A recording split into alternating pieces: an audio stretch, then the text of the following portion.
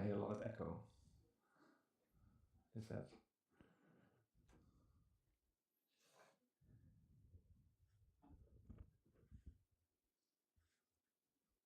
Well, let me get started. So let me wait for a second for Professor Mishra to return.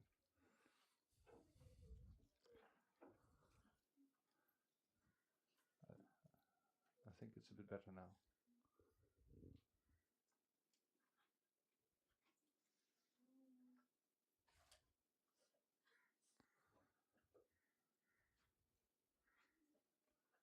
Okay. So we begin by thanking the GIAN organization also for inviting me and Professor Mishra to coordinate all this and to initiate this. It's really for me a great honor to be here at the University of Mumbai. I've been here before. I always enjoy coming, and particularly honored to give you some lectures on a topic that is dear to my heart, quantum chromodynamics. I was also very impressed by the Vice Chancellor's speech. I think he more or less gave my first lecture, but I'll see if I can add a few points. So I'm also very grateful to the students, to you, to come from so far, some of you, for I heard even 26 hours by train. That is really quite a dedication to learning, to get to know something about this particular topic. I understand such courses don't exist very often, so I hope that with this course you will not be, after 7 days of lectures, complete experts, but you, and neither am I. One always learns, one always discovers more. But that at least gives you an impression of the theory and the principles behind it and its applications. So let me begin by some slides, so general aspects of quantum chromodynamics. I will occasionally in the lectures afterwards also have a few slides for you if I want to show plots. These are difficult to draw on the blackboard. I'll use mostly a blackboard because that gives a good pace, allows you to build up the structure. However, I do ask all of you that you just interrupt me, ask questions if something is not clear. You can also ask me in the tutorial sessions. Not clear either from content or because I don't write clearly. And also, when you think that you have any other question, just never feel free to speak up. The level of all of you, the background is quite diverse, so it will require some back and forth and communication with you to see what is the right level. Am I making things too hard or too easy?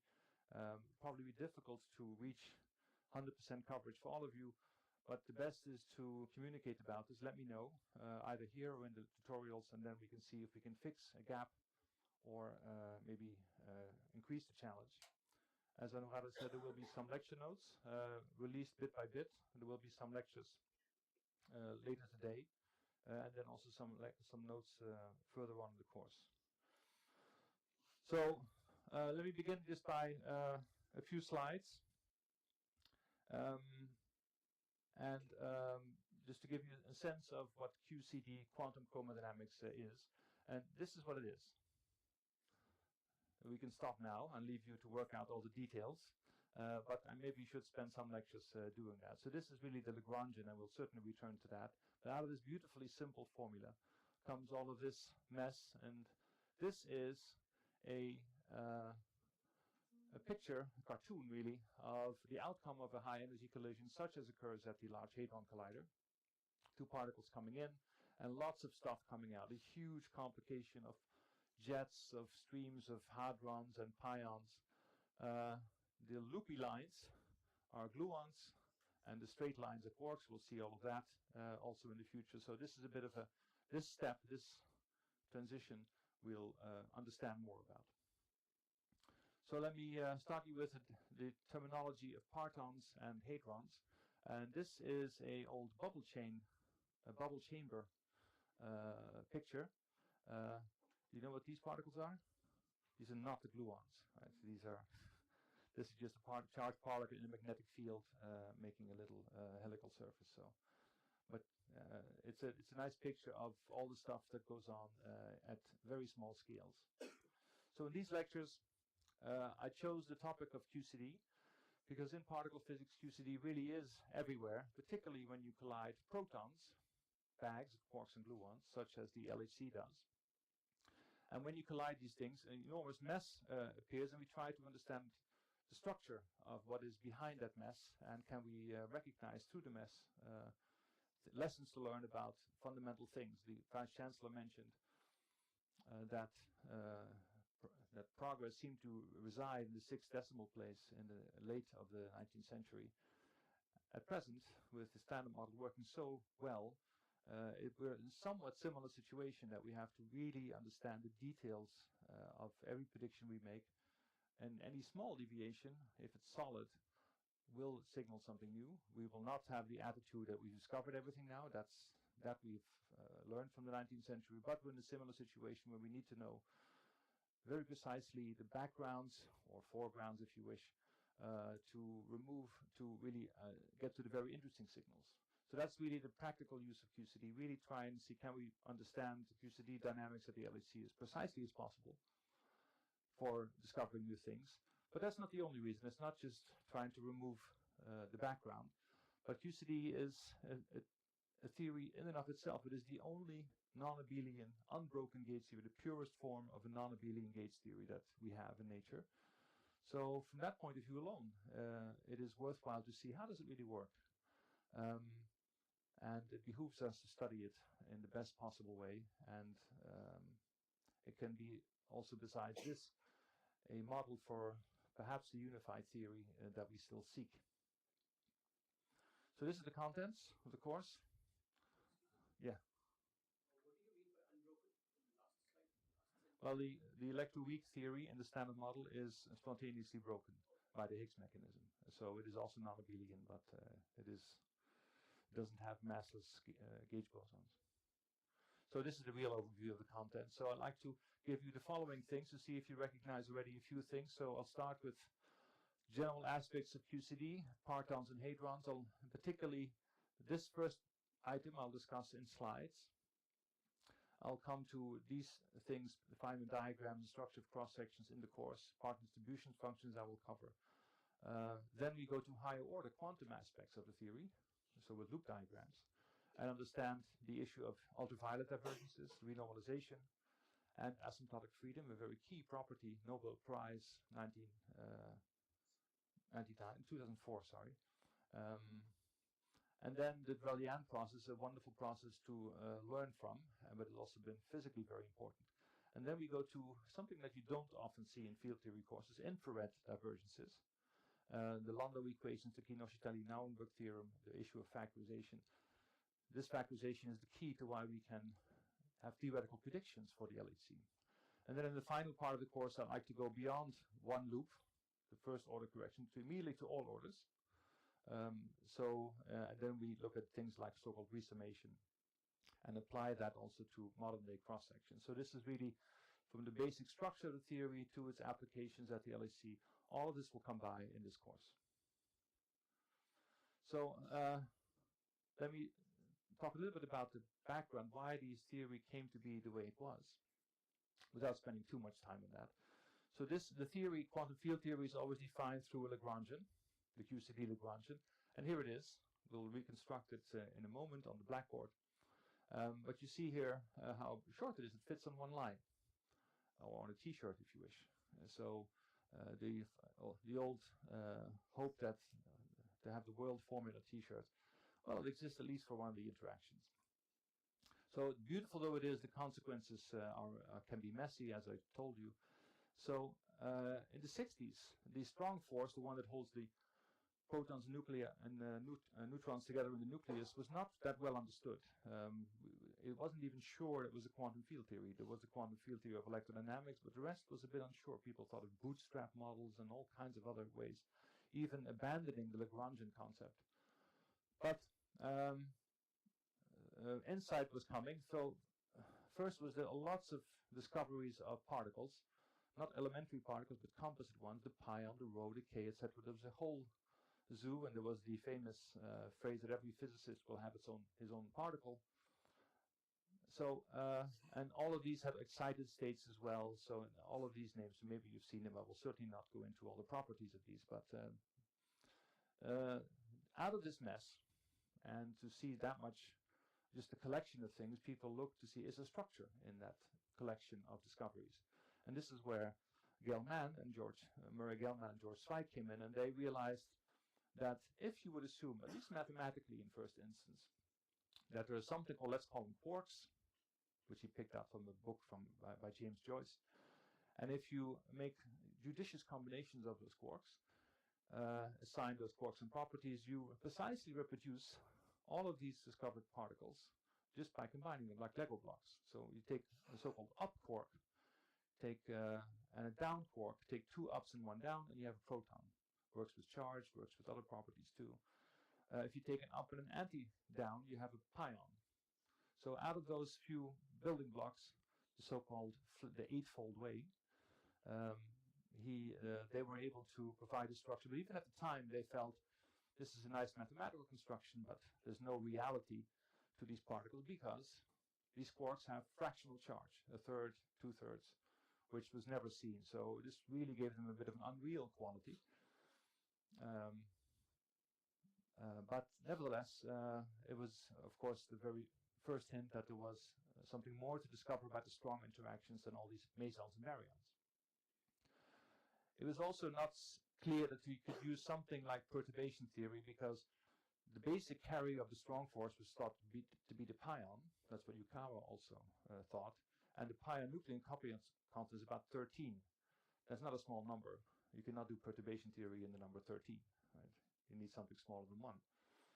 So, so this was a bit the situation at the time. But quarks, if they exist, had to be bound. And assuming that, let's see, can we make them, can they be real even if they are always confined, bound inside a proton? Then they form a puzzle. And the puzzle is the following. If you consider the delta plus plus particle, that's this bound state then of 3 up quarks, and the delta minus, which is 3 down quarks, 2, and they've been discovered by that time. Their existence provides a puzzle because here we have 3 identical fermions. The spin of the particle is 3 halves, so all the 3 spins point up. So you have, in the ground state, you assume they just don't rotate around each other, so L is 0. So you have here a state of 3 ups and 3 spin ups. It's completely symmetric under exchanges, and these are fermions. This is not supposed to happen. So either you give up on the Pauli principle at very small scales, or you think of something new. And I think Greenberg was the one who thought of something new. He said, okay, let's imagine that these quarks have an extra quantum number, and called it color, nothing to do with real color. If you make so then you have a third factor in the wave function. If you make it antisymmetric in that, the whole thing is antisymmetric, and Pauli's principle is saved. So that's what he did. He assumed that quarks exist in 3 colors, red, blue, green, and if you can then in that color space, in that Hilbert space of color, create a full antisymmetric tensor, epsilon I j k, where I runs over 3 values, j and k as well, then you have saved Pauli's principle. But that also proposes a problem again. Okay, if that's the case, then we have not 1 proton, but we should have 27 protons. Well, they can make UUU or UUD combinations, each of which in 3 colors. But we see only 1. Now, if you then look a little bit at SU3 group theory, that's, by the way, an area we should maybe test and discuss how much you know and how much we should review on that. Then you can look at the following. So if you look at baryons, which are always combinations of 3 quarks, mesons or quark anti-quark combinations, then if you make a tensor product of 3 fundamental representations of SU3 and you do the Clebsch-Gordon decomposition, there's always a singlet in there, and the same in the triplet, anti-triplet for meson combinations. There are others as well, so total indeed 27 if you add it up, and here 9 if you add it up, as it should be. But if you now say, if you pose it well, somehow nature is such that it makes always color singlets, then we have solved everything, at least theoretically, that Pauli's principle is saved by saying that nature always makes color singlets. We don't have the degeneracy in the spectrum. We have not 27 protons but only one. And then we have a clear story. So quarks have three possible colors is the outcome of this, and bound states are singlets of the symmetry. This is also the situation still at present. If you solve this, by the way, why this is precisely, analytically, as a human, rather than as a computer, then you still have $1 million waiting for you. There is still a prize outstanding for proving formally from the Yang-Mills field equations that indeed singlets are chosen by that non-abelian gauge theory. And let me know if one of you does. I'm happy to read the paper. So that was the theoretical background of the quark model, but still seen as somewhat theoretical. Now, also in the late 60s and early 70s, deep elastic scattering experiments were done, very similar to Rutherford scattering. Rutherford shot helium nuclei at gold. Here these guys shot electrons at protons. And well, this is a bit of a Feynman diagram, cartoon picture. Here's the electron coming in and being scattered, exchanging a photon with the proton target, and lots of stuff comes out. This is called the deep inelastic. So inelastic because the proton is broken up, and deep because there's a lot of energy transferred. It's not just slightly tickling, it's just smashing the proton to bits. And if you write a cross-section for this, I will not derive this, then the whole cross-section formula for this, where x and y are variables associated with the electron exchange, then all the blue here is what describes this bit of the interaction, and the rest this bit. Now this bit is known, that's quantum electrodynamics. All the unknown stuff is here. What happens when the photon hits the proton? And these structure functions, F1 and F2, contain our knowledge, or actually the unknown aspects of the interactions of the proton with the photon. What was found then, somewhat very unexpectedly, was theoretically these functions can depend on two variables. One is this particular combination of the electron momentum and the proton momentum, called x, the Bjorken x, and q squared, which is the momentum transfer squared. But when data were gathered, it turns out as if you plotted this F2, this is really F2, as a function of q squared, it doesn't seem to depend on it. So it seems that experimentally, these functions only depend on x and not on q squared. And this is called the scaling phenomena from the 60s, and something had to be thought of to explain this. This is a hint of structure here. And this explanation was provided by the already mentioned Feynman, and together with Paskos also. And he called it the parton model. It's a wonderfully elegant at the end. It's still the basis of everything we do at the Large Hadron Collider. And I'd just like to give you in a few words the idea behind how this works. I should also say that sometimes, just to make the course a little bit more challenging, as if it won't be challenging enough, occasionally my conventions are that the particles come in from the right rather than from the left. I'll try and tell you, but this is to keep your mind flexible also. So here the particle comes in from the right and scatters, and here's the proton being hit by an exchange photon. In fact, one of the partons inside, I haven't said there's a quarks, and Feynman didn't call them quarks, and I think it was mainly to annoy his next door neighbor, Murray Gell-Mann. He called them something else. Hits one of these partons. Now, so this is the scene. So there's a fixed target of protons. A very high energy electron comes in and starts and approaches the proton. Now, from the point of view of the electron, two things happen. First of all, the proton doesn't seem like a ball, but like a flattened disk, right, by Lorentz contraction. And the second thing is that whatever happens on dynamics inside the proton, all these quarks and gluons just doing all kinds of quantum stuff, is very slowed down, right? From all the dynamics is frozen. So what the electron hits is a pancake with raisins in, all standing still. The raisins being the partons. So and those two effects enhance each other. So the electron will pass through the photon quickly. It's very short in that length, in that longitudinal dimension. And it hits something and then goes on. It does not have to deal with local quick dynamics there. That's all frozen out. So the internal proton, as I said, slow down, and if you assume that these are these interactions between the quarks and the partons inside are absent, which is a fairly good assumption at the time, then you more or less can explain the standard, what you observed. So what you can then do is, if you define these variables, this is a bit doubling with one of the previous slides, but this is the Bjorkane X variable, and this is another variable called Y associated with the energy loss of the electron here. This is the formula we saw already, and I already mentioned that all the ignorance of what happens here resides in these structure functions. So what happens here is that you assume that the photon hits one of these constituents, not two, but one, and that constituent pi has a 4-vector p mu, which is a momentum fraction psi times the original proton momentum.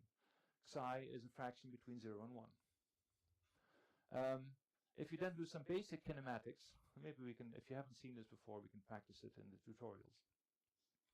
Then you find that this psi, this parton momentum fraction, is nothing but this Bjorkane X variable. So at the previous slide, this looked a bit like a randomly defined variable and without much particular meaning to it. But if you look inside this very simple picture, it has suddenly a huge meaning as really being the momentum fraction of the struck parton. And if you then compute this partonic process here, just this bit, then you find that it's something times the delta function in x minus the psi, again establishing this. And here comes now the key idea. If you now integrate this with the probability of having struck this parton, the probability is called the parton distribution function, the probability of finding parton I inside the proton with momentum fraction psi. And if you multiply that probability with what you just computed, integrate over all psi, that integration sets psi equal to x, and here is your formula for the parton model. Something with x, this parton density function, time as a function of x. Seems like a lot of math. It's not too bad actually, but the key point of this formula is that this thing depends only on x and not on q squared, and thereby explains the scaling. Yes? What does the structure function Structure function, do? in some sense, it's a bit like the wave function of a parton inside the proton. So we haven't fully analytically solved how the partons are distributed within the proton, but yeah, so you have the flying proton, and there will be some partons inside that have certain momentum fraction. And what these parton distribution functions tell you is what is the probability to find, say, an up quark inside the proton with momentum fraction 0.73 or 0.85, or to find a gluon in the proton with momentum fraction 0.35. So it gives you all of that information. It's not something we can compute from first principles. We have to infer it, but I'll tell you later about that. But that's what this meaning is. Is this clear? Is this known? Yeah. So now, with many modern measurements, scaling is seen to be not really exactly true experimentally. The violation of scaling is very mild, though. No wonder they thought there was scaling in the 60s, but now you see that it's no longer flat. This is f2 versus q squared, and here it's certainly very flat, but if you look at other x values, there is some dependence on q squared. It's logarithmic. In fact, all of this can now be explained through QCD. So QCD has not just the parton model explains scaling, QCD, including the interactions, explains all of this. These are data taken at the Hera Collider in Hamburg in the 90s. Now, more or less from what you saw, the parton model is the basis of making predictions at the LHC, because we cannot compute from first principles proton-proton collisions. We do know how to compute quark collisions. The parton model is, however, a simplistic model. We have lots of interactions, and does that parton model idea still hold when you include interactions? The idea of Feynman was just basic kinematics. Now we have all kinds of complicated stuff going on if there is QCD. So what we'd like is that this is a universal process, that does not depend on these proton wave functions, these PDFs, particle distribution functions, don't depend on what particular process you're looking on. This is an assumption in the particle model, but in QCD it must be a property, and it's something that must be proven. If you can falsify it, you can stop working at the LHC. There is nothing to do there. Then you should only use E plus E minus collisions. Both. Parton is a collective name for quarks, antiquarks, and gluons inside the proton. So this is to be proven. I'll indicate the way it can be proven later. And these proofs are of necessity somewhat formal, but they're important. And there are now a number of observables where such proofs are being re-investigated to see are they really holding. Not everything you want that happens at one collider can be transported to another. So this is a very formal aspect of QCD. Maybe some of you work on this, but it is also an important one. Now, so this is great success of the particle model. These almost free partons, quarks, and gluons interacting, predicting the scaling in these structure functions. But at the same time, a few slides earlier had seen that quarks are confined. You can never see them free. So we have now a great paradox. So how can a quark be both strongly bound to hadrons? That was absolutely necessary to avoid all the degeneracy in the hadron spectra. And in another setting, if these partons are quarks and gluons, how can they act like free particles? This is completely in contradiction with each other. So this was really the puzzle at the time. And the puzzle was resolved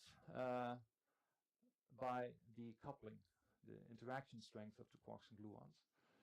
So what would you like is a coupling constant that behaves roughly, I've blocked it out here, that behaves a bit like this. At low energy, at low Q squared, so typically inside a hadron, you would like the coupling to be very strong, binding the quarks inside the proton. At very high energy, such as in this deep elastic scattering, you'd like the coupling to be very weak. If that were the case, you solve the paradox. Now you see here a number of data points indicating that is more or less what happens. There are now better plots. It really shows that the strong coupling does behave like this. So the resolution of this is to look at the coupling constant of the theory that describes the strong interactions. It should not be just constant. It should be it should run. It should change as a function of the energy of the process in which it occurs. So we'll do later in the course. We'll see how this occurs and why this occurs. That's a process of renormalization. But you see how important this curve is. This is also what got the Nobel Prize in 2004. It really resolves a fundamental paradox about the strong interactions. So the QCD coupling is indeed asymptotically free. There's a crucial minus sign. You always worry about minus signs when you do calculations. I know I do. Or you say, well, I'll fix the minus sign later. This is a minus sign that you really have to get right. This shows that as you increase the energy, the coupling decreases. That's a minus sign. And that's a minus sign from something called the beta function. It was only seen to be true in a non-abelian gauge theory that this occurred. All other field theories did not have this minus sign, did not have this behavior that the coupling gets weaker at higher energies. It's only non-abelian gauge theory does.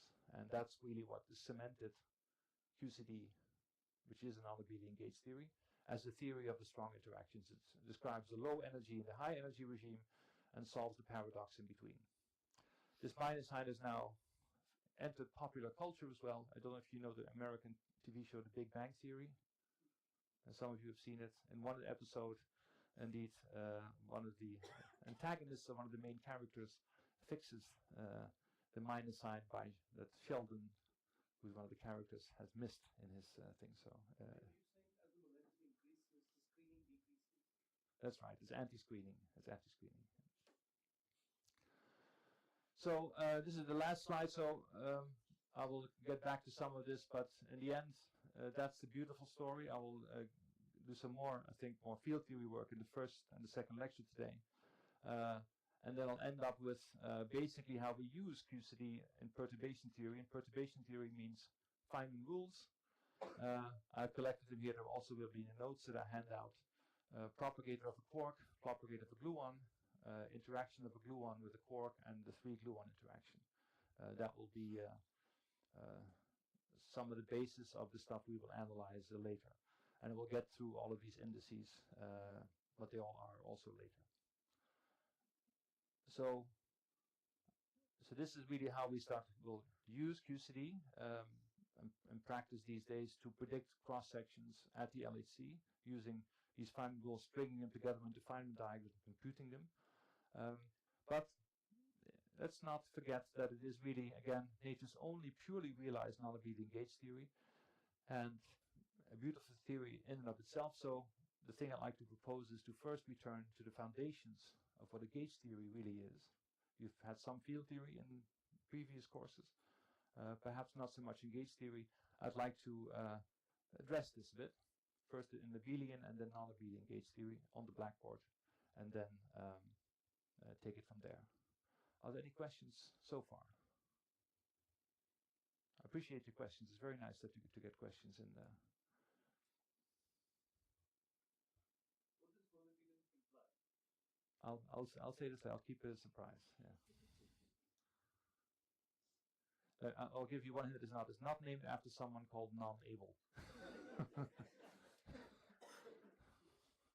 But abelian is named after someone called able. Okay. What should we do? Should we have a break, and then we can start the lectures? Okay. Yeah, we should have the screens up, please.